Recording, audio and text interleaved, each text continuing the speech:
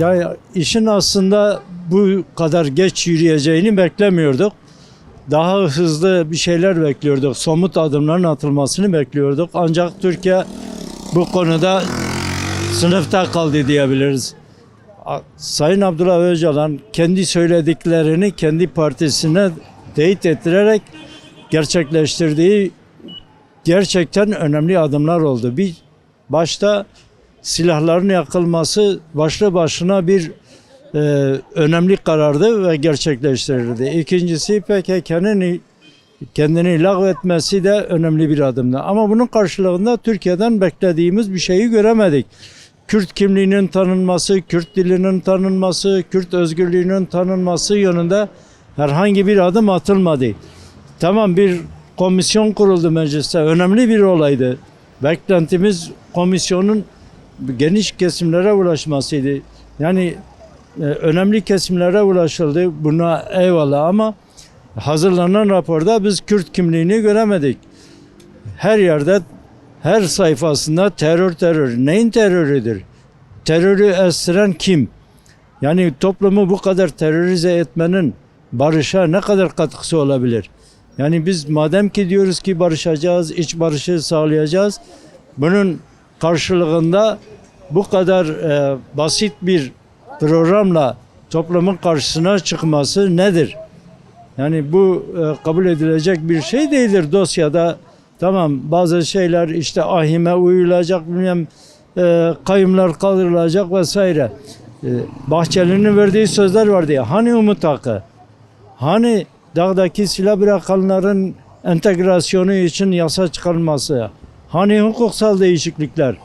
Yani bir devlet ciddiyeti lazım. Devlet Bahçeli devlet ciddiyetiyle hareket etmesi gerekirdi. Eğer yapamayacaktıysa neden bu süreci omuzuna aldı? Yani bunun tamam bir cesarettir, bir risktir. Çünkü Türkiye devletinde Kürt sorununu gündemleştirmek canını ortaya koymaktır. Yani sadece elini değil gövdesini sorunun altına, taşın altına koyması gerekirdi. Ancak bakıyoruz ki söylenen sözlerin pratiği yetersizdir ve beklentilerimiz daha çözüme yönelik olmalıydı. İşin mimarı Kürt'ün kendi özgürlüğüne, kimliğine sahip olmasının mimarı Sayın Abdullah Öcalan'dır. Onun özgür yaşam ve özgür iletişim kurabilir bir ortama sahip olması gerekirken bu bekletiliyor, sarkıtılıyor. Yani bunun ortadan kaldırılması gerekir. Özgür çalışır, özgür yaşar bir ortama ulaştırılması elzemdir, mühimdir, çok önemlidir. Bizim için de devletin kendini bu programa yatırması için de çok önemlidir. İkincisi bizim beklentimiz Kürtlerin kendi kimlikleriyle, kendi kültürleriyle, kendi siyasetiyle özgür yaşamasının yasaları ve hukuku gerçekleştirilmesi gerekir. Önümüzde biz bunu bekliyoruz. Yani bir yıl gerçekten kaplumbağa adımlarıyla yüründü. Yani bu çare değildir. Tamam 100 yıllık bir sorundur. Bu 100 yılda Kürtlerin üzerinde büyük katliamlar yaşadı, büyük inkarlar yaşandı ve bir kerede bir adımla gerçekleştirilecek bir şey değildi bu. Yani acilen hemen yapılması gereken Sayın Öcalan'ın özgür çalışır koşullara ulaştırılmasıdır ve entegrasyon, demokratik entegrasyon yasalarının çıkarılmasıdır. Teşekkür ederim.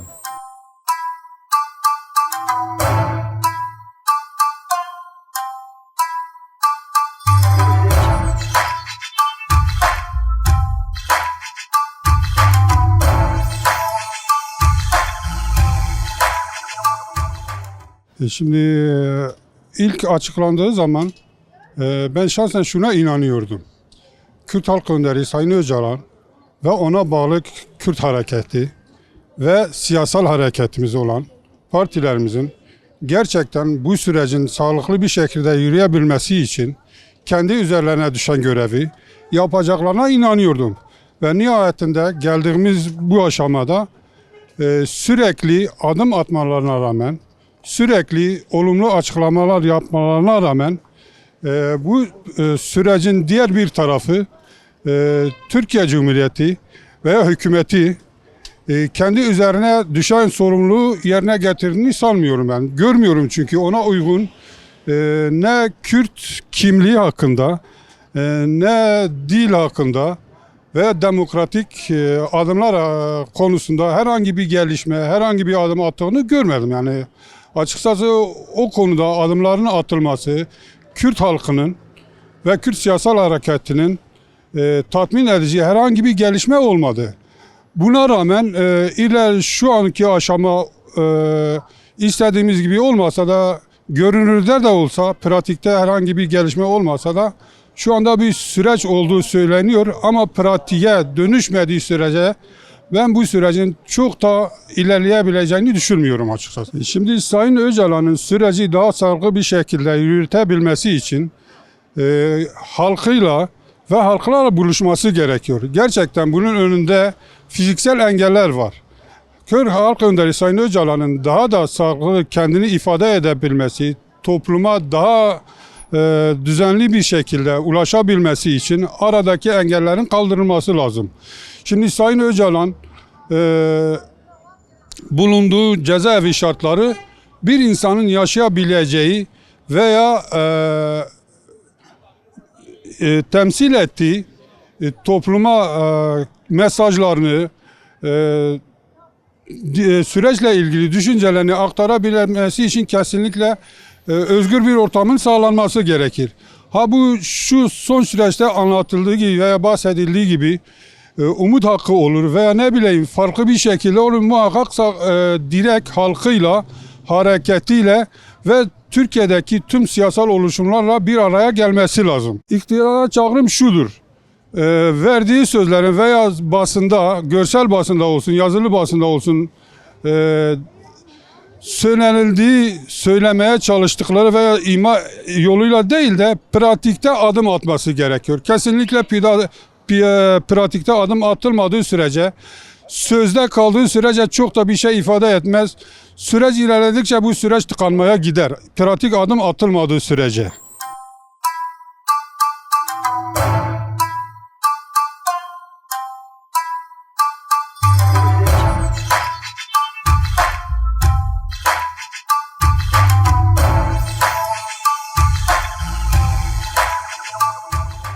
Doğrusu yaklaşık aradan bir yıl geçmiş durumda. Bu anlamıyla Kürt Özgürlük Hareketi bilindiği üzere 27 Şubat Sayın Abdullah Öcalan'ın çağrısıyla dediğiniz gibi Türkiye'de bir süreç barış ve demokratik toplum süreci başlatıldı ve daha sonra Özgürlük Hareketi Sayın Önderliğin dediği bütün söz verdiği bütün şeyleri aşama aşama gerçekleştirmeye çalıştı. Bilindiği üzere 1 Mart'ta ateşkes sağlandı. Ateşkesten sonra silahlar bırakıldı. O gün bugündür Kürt Özgürlük Hareketi'ne düşen bütün görevler aşağı yukarı hemen hemen hepsi yerine getirildi. Ama maalesef devlet tarafından, iktidar tarafından verilen sözler yerine getirilmiş değildir.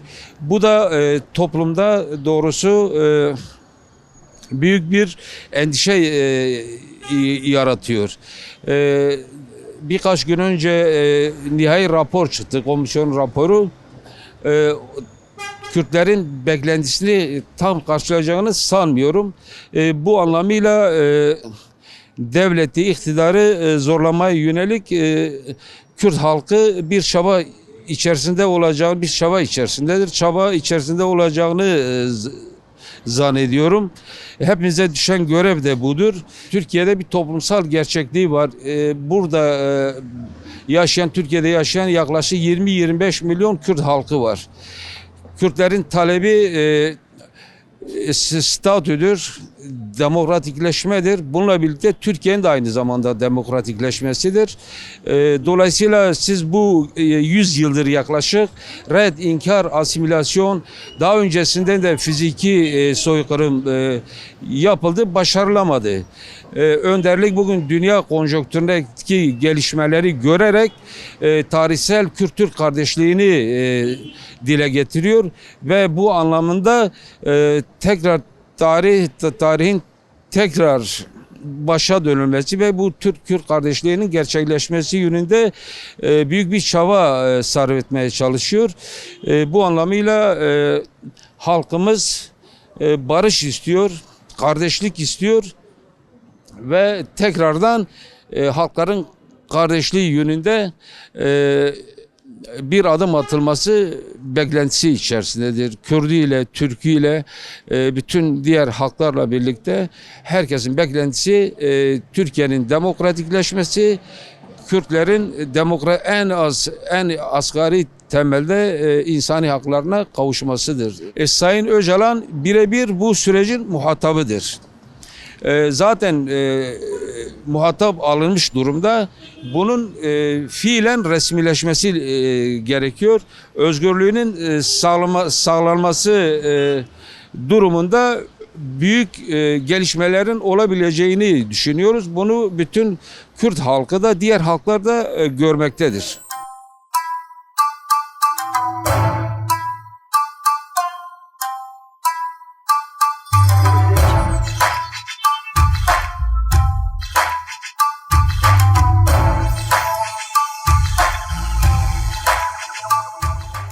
Süreçle ilgili olumlu bir görüşme, yani önderlikle bir görüşmeler oluyor.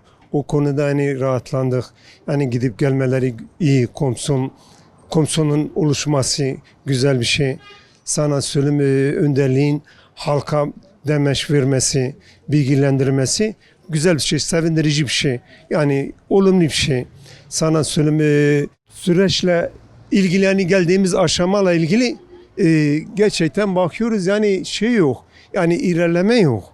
Yani diyelim demokratikleşme açısından ya da diyelim cezaevi açısından arkadaşlar, hasta olan arkadaşlar açısından ya da diyelim önderliğin odasını değiştirecektiler. Önderliğin diyelim gazetecilerle önderliğin yanına gidecekti. Sana söyleyeyim, önderliğinin biraz önünü açacaktılar. O konuda da hani bir şey olmadı. Bir adım atılmadı. Yani önderliğin gerçekten, yani bütün fedakarlığına rağmen, bütün tavız vermelerine rağmen bakıyoruz, hani gerçekten adım yok. Gene umutluyuz. Sürekli zaten takip ediyoruz. Umutluyuz da yani olumludur, iyidir. Yani Türkiye'nin zaten mücadelenin de geldiği aşama, siyasallaşma aşamasına geliyoruz. Bunu da anlamamız lazım, kabullenmemiz lazım. Yani artık dünyada bunu, dünya konjektürü de hani bunu kabulleniyor. Yani kabullenmek zorundadır. Hani siyasallaşma açısından da görüyoruz, yani gerçekten Rojava'da da bunu gösterdi. Yani dünyadaki bütün hegemonik güçler bir oldu Kürt halkına karşı. Sana söyleyeyim, Viyana'daki konferansta da bunu gösterdi. Yani diplomasi bizim için çok önemli. Yani geldiğimiz aşama önderliğin bize verdiği perspektiflerle alana çıkmamızla gerçekten yeni bir konjektüre doğru gidiyoruz. Özgürlük tabii önemlidir. Yani bu halkı ayağa kaldırdı. Yani bir halkı adeta mezardan çıkardı. Gerçekten yani yok olma niteliğine gelen bir halk. Ölü dillerde ölü şeyine girecekti, Kürt dili. Ölü diller sınıfına girecekti. Yeniden var etti. Yeniden yani gerçekten bir halkı ulusal anlamda, her konuda, yani sınıfsal anlamda da, dünya konjektüründe de yani bir halkı yani var etti. Var etmesine rağmen hani tabii bir umut hakkı çıktı. Devlet Bahçeli bu umut hakkıyla ilgili gelip bu umut hakkını tanıyoruz, olmalıdır. Ama bakıyoruz işleyişte yok, yani bir şey yok. O konuda da halk yani gerçekten çok tepkili. Yani gerçekten önderlik özgür olmadan biz de özgür olamayız. Toplum da özgür olamaz. Yani her şey birbirine bağlı. Yani eğer yani tamam hani o odasını şeysin, değiştirsin. Nasıl Mandela gibi. Hani nasıl ona bir zemin hazırlandı gazetecilerle, sana söyleyeyim, dışarıda gelen heyetle karşılayabilmesi için, iyi sağlıklı düşünebilmesi için yerini değiştirmesi lazım. Ya da bir ev hapsi olabilir, odasını değiştirebilir. Buna yönelikle bir adım, buna yönelik adımlar olmayınca halk tedirgindir. Halk gerçekten ağzına kadar dolmuş. Hani sistem açısından hani beklentiler yerine gelinmiyor. Türkiye'nin gerçekten demokratikleşmeden başka bir şansı yok. Gittikçe batıyor. Bakıyoruz hani Orta Doğu'ya bakıyoruz. Kan, rava, gözyaşı, Gazze'ye bakıyoruz. Suriye'ye bakıyoruz. Yani Türkiye, gerçi İran'a bakıyoruz, önümüzde hani İran var. Yani Türkiye'nin tek çaresi gerçekten kendi halkıyla barışık olması. Yani bundan hani barışık olduğu zaman ekonomisi de iyiye gidecek. Refah düzeyi de farklı olacak, çok güzel olacak. Yani bir savaş ne Türk halkına ne Kürt halkına bir faydası olmaz. Yani sonuçta çözüm olmalıdır. Hükümetten bunu bekliyoruz. Yani mecliste de hani komisyonla da görüşmeler var. Döneyinde görüştüler, Numan Kurtulmuş'a bakıyoruz. Hani Bakıra'nın konuşmasına da baktık. Hani olumlu bir konuşma değil. Olumlu bir gelişmedir, havadır. Hani onu hissediyoruz. İyidir. Hani mutlaka hani çözüm olmalıdır. Hani çözümden başka bir seçeneğimiz yok. Onların da.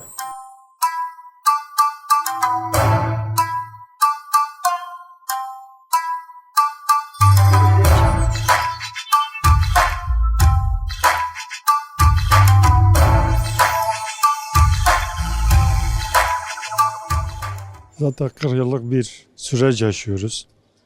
Her Türk liderlerin, Cumhurbaşkanı, Başbakanların yani ne kadar bir ortam oluştuğunda Diyarbakır'a geliyorlar. Demokrasinin yolu Diyarbakır'dan geçiyor. Avrupa'nın yolu Diyarbakır'dan geçtiklerini söylüyorlar. Hepsi lafta kalıyor. Maalesef tabii bu birçok yıl içerisinde bile bir umut yaratıldı. Bu umut iyi bir şey. Herkes içindir. Barış güzel bir şeydir. Kardeşlik güzel bir şeydir. Ama bunu uygulamada yaratmak lazım. Uygulamak lazım ve görmek lazımdır.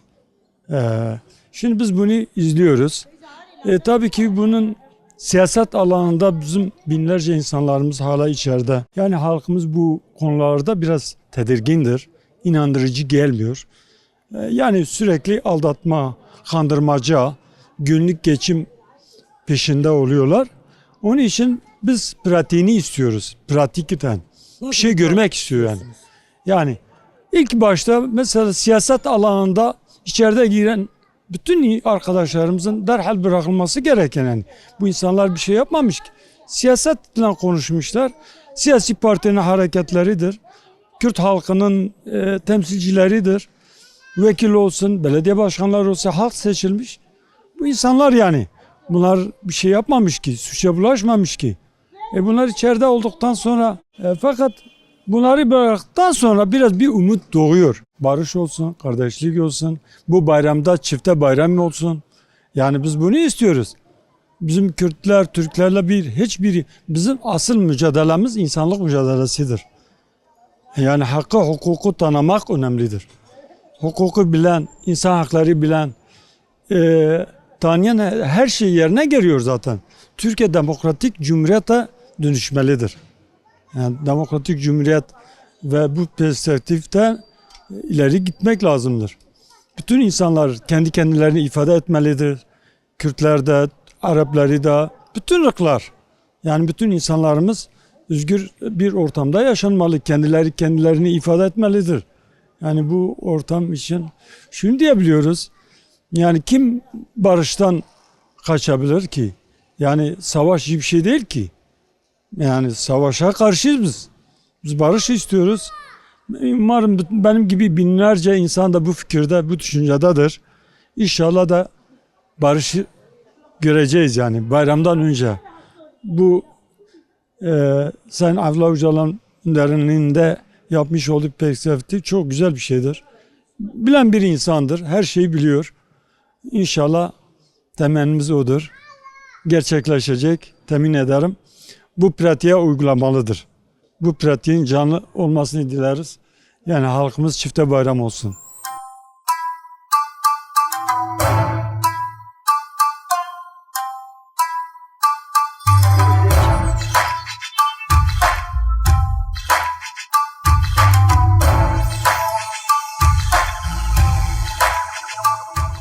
Barış süreci biz Kürtler için önemli bir süreç. Biz bu sürecin güzel bir şekilde ilerlemesini istiyoruz. Zaten bir yılı geride bıraktık. Bu süreçten sonra da daha güzel bir şekilde Kürt halkı için iyi olacak şeylerin olmasını istiyoruz. Onun dışında tabii ki de bu barış süreci için hani bizim ikna olmamız için şartlarımız var. Yani bizi ikna etmeleri için en basitinden bugün Kürt halkının yoğun olduğu bölgeler, Ahmet'ten bahsedeyim. İnsanlar kendi dilini özgürce konuşamıyor mesela ya da bir resmi kurumda Kürtçe işte yardımcı olmuyorlar. Bir okulda mesela ya da başka bir yerde Kürtçe eğitim alamıyorlar. Kürtçe eğitimde, Kürtçe şey de çok yetersiz. Mecliste bile Kürtçe bir iki kelimeye tahammül edilmiyor. Kürtçe bir iki kelime konuşulduğunda mikrofonu kapatıyorlar. Direkt tezahürata başlıyorlar. Onun dışında önderimiz mesela şu an hala tutuklu. Evet bir söylenti var ama bir harekete geçiş yok, bir eylem yok. Söylüyorlar ama bu sadece lafta kalıyor. Biz bu lafta kalsın istemiyoruz. Biz bu eyleme dönüşsün istiyoruz ki biz de ikna olalım. Evet diyelim tamam bunlar kesin, bunlar net, bunlar açık açık biz barış istiyoruz diyorlar. Biz de ona göre hareket edelim. Ama sadece söylenti yani bunu hiçbir şekilde eyleme ya da başka bir şeye dökmüyorlar. Lafta kalıyor. Buradan iktidara sesleniyorum. Kürt önderi Abdullah Öcalan, onun dışında dağlarda savaşan özgür savaşçılarımız evlerine dönsünler. Önderimiz ve başkanımız serbest kalsın. O zaman biz bu sürece inanırız. Biliyorsunuz ki Sayın Devlet Bahçeli bir umut hakkı demişti. Bu umut hakkı sadece dilden kaldı, ağızdan kaldı. Herhangi bir adım atılmadı. Bizim çağrımız budur ki bir an önce önderliğimizin özgürlüğüne, fiziki özgürlüğüne o adım atılsın. Önder Apo'nun fiziki özgürlüğü Türkiye'nin ve Kürdistan'ın özgürlüğüdür. Kadının özgürlüğüdür. Gençliğin özgürlüğüdür. Türkiye bugün biliyorsunuz ki ekonomik boyutu da göz önündedir. Bunun nedeni 50 yıllık bir savaştı. Bu savaş tamamen Türkiye'nin ekonomini de alt üst etti. Bu nedenle Türkiye'nin bir an önce adım atılması Türkiye'nin feraha kavuşmasıdır. Bizim için o önemlidir ve Önder Apo'nun bir an önce fiziki özgürlüğüne kavuşması, çünkü Önder Apo bir kişi değildir. Milyonlardır, halktır, halklardır. O nedenle bir an önce çağrımız budur ki önderliğimizin bir an önce fiziki özgürlüğüne kavuşması, Önder Apo'nun paradigması dünyaya, Orta Doğu'ya yön veriyor. Aydınlatıyor. Gençleri aydınlatıyor. Örneği dünya tarihinde ilk bir eş başkanlık sistemi getirmiştir.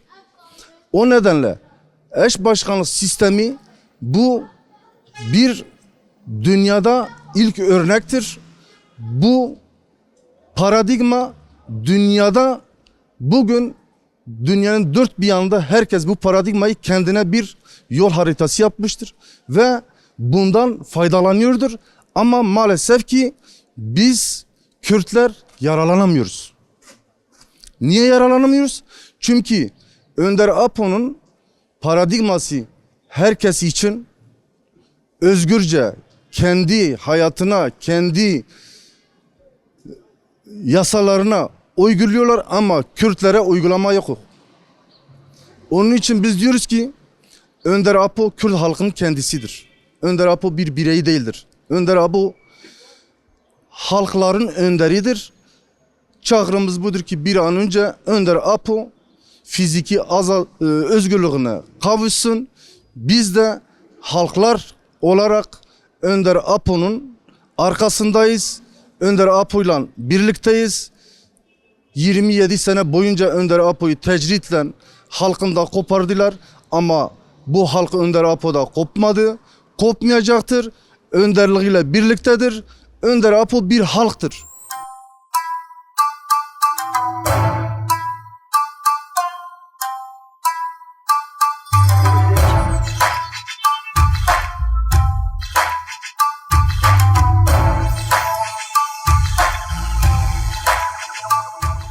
Şimdi bir yıl geçti. Yani 2-3 gün sonra bir yılını dolduruyor. Tabii Kürt halkı bir beklenti içerisindedir. Karşını bulabilmek adına. Ama şu ana kadar devlet yalnızca tek taraflı işte istedikleri şeyleri dayatıyorlar. Ve bunların yapılmasına yönelik ön açıcı bir şey de yapılmadan bunun devam ettirilmesini istiyorlar. Bu da doğru bir değil. Çünkü Kürt halkının beklentileri de var. Kürtlerin bu konudaki süreçteki kararlılığını devletin de kararlılık göstererek öncelikle Kürtlerle ilgili yalnızca o terör kavramının dışına çıkarak Kürtlerin kökten haklarını verip kökten bu sorunu çözülmesini bekliyor. Dolayısıyla şu andaki hükümetin yaklaşımı kendi iç kamuoyuna hep Kürtleri ötekileştirdiklerinden kaynaklı kendi anlatamamanın sıkıntısını yaşıyorlar. Eğer bu şekilde giderse süreç diye bir şey de kalmayacak. Çünkü Kürtlerin beklentisini ya da Kürtlerin haklarını verilmediği zaman nasıl çözülecek? Çözülmeyecek. Dolayısıyla hükümet şu anda ilk yapması gereken şeyin bir plan çerçevesinde ortaya çıkacaklar. Diyecekler ki Kürt halkının hakları bunlardır. Biz bunları bu süre içerisinde vereceğiz. Bir yıl içerisinde istersen 5 yıl içerisinde olsun. Ama bir planlama ortaya çıksın. Kürtler de ona göre daha sıkı bir şekilde bu sürece sahip çıksın. Şu anda Sayın Öcalan'ın tek taraflı sürdürmeye çalıştığı bu sürecin sağlıklı yürüyebilmesi için de bu kesinlikle gereklidir. Eğer Sayın Öcalan özgür olmazsa bu sürecin sağlıklı yürüyebilmesi nasıl sağlanacak? Sağlanamayacak. Üstelik bu kamuoyundaki özellikle de o yazar çizerlerin çıkıp Kürt halkının adına işte sanki Kürtler hepsi terörist, Kürtler terör şeylerle itham ediliyor. Bunlar doğru değil. Kürtler kendi haklarını istiyorlar. Kürtler terörle ilgili ya da bağlantıyla ilgili ya da eşdeğer olarak görmek zaten en büyük yanılgıdır ve bu da Kürtleri kandırmadır. Eğer Kürtler kendi haklarını elde etmezse, Kürtler bu sürecin başarıya gitmesini sonuna kadar desteklemezse nasıl gidecek bu? Demek ki şu anda onlar süreci değil günü kurtarmaya çalışıyorlar. Günü kurtarma değil, süreci kurtarma, tarihi kurtarma. Bir bütün olarak Kürtlerle Türklerin ortak vatanın içerisinde herkes kendi haklarıyla yaşamayı sağlayabilecek bir ortamın sağlanması gerekir ve bunu kurtarma olması gerekir. Eğer kurtarılacak bir gün varsa o onlara olsun. Ama Kürtler bir günü değil, tarihi tümünü ve tüm haklarıyla birlikte kurtarmasını bekliyor. Şimdi Kürtler bu konudaki özellikle de 4 parçada da Avrupa'da da neresinde olursa olsun Kürt tek parçadır. Tek bir sestir. Ama Türkiye'de, Türkiye kamuoyu içerisinde, Türkiye'deki hükümetin, diğer partilerin tek bir ses olduğunu söyleyemeyiz. Zaten sorun da burada. Devlet ya da diyelim ki hükümet şu anda kararlı bir şekilde kendi ortaya koyarsa herkes ona göre tavrını belirler. Kamuoyu da destek olur. Ama şu anda tek taraflı Kürtler tek ses olarak çıkıyor, sürece sahip çıkıyor. İşte Türkiye'deki barışın, demokrasinin gelmesini sağlamaya çalışıyor. Ama buna rağmen hala da yayınladıkları raporda ne Sayın Öcalan'ın ortaya koymuş olduğu bu sürecin sahibi olan, mimari olan kişiye atıfta bulunuluyor. Ne ona herhangi bir teşekkür ediliyor, ne de Kürt hareketinin bir bütün olarak arkasında durduğu bu sürece işin içine katıp sonraki halkın taleplerini gündeme getirilmesi söz konusu değil. Dolayısıyla o raporun bir kere baştan eksiktir. O rapor tekrar ele alınması gerekiyor. Birincisi Sayın Öcalan'ın özgür bir şekilde olması. İkincisi Kürt haklarıyla ilgili talepler ne olursa olsun ortaya koysunlar. Sonra bunun çalışması tekrar birlikte sürdürülebilir diye düşünüyoruz.